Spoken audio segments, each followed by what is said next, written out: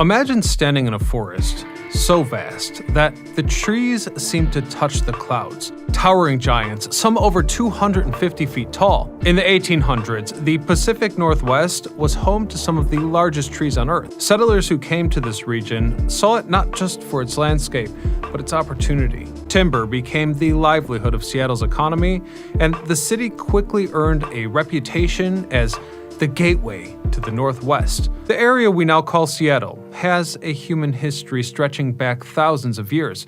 Archaeologists believe the region has been continuously inhabited for at least 12,000 years. These tribes established sophisticated societies with economies based on fishing, hunting, and trading. They maintained a deep spiritual connection to the land. When European settlers arrived, the long-established Native American way of life was profoundly disrupted. Colonization brought dramatic changes to the Puget Sound area, diminishing native influence through forced displacement, disease, and conflict. The first permanent European settlers arrived to the area in 1851, establishing a settlement they called New York Alki.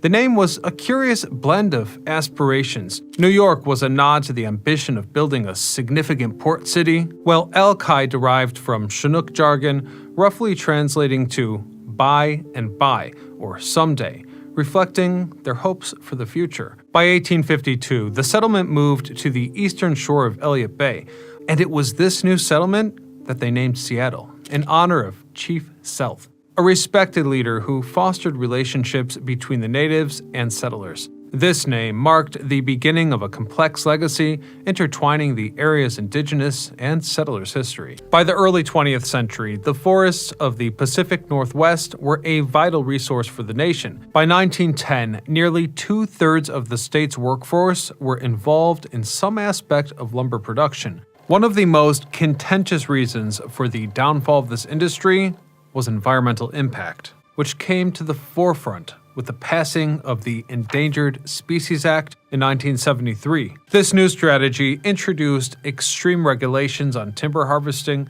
Organizations like the Bureau of Land Management, the Fish and Wildlife Service, and the National Park Service enforced these new protections, limiting the availability of harvestable land. While the scale and methods have changed dramatically over time, Washington State continues to play a major role in the industry. The focus has shifted towards tree farms, nursery, and sustainable forestry practices. In Seattle, tree farms and nurseries like Big Tree Supply provide a wide range of tree species suited to the unique climate of the Pacific Northwest.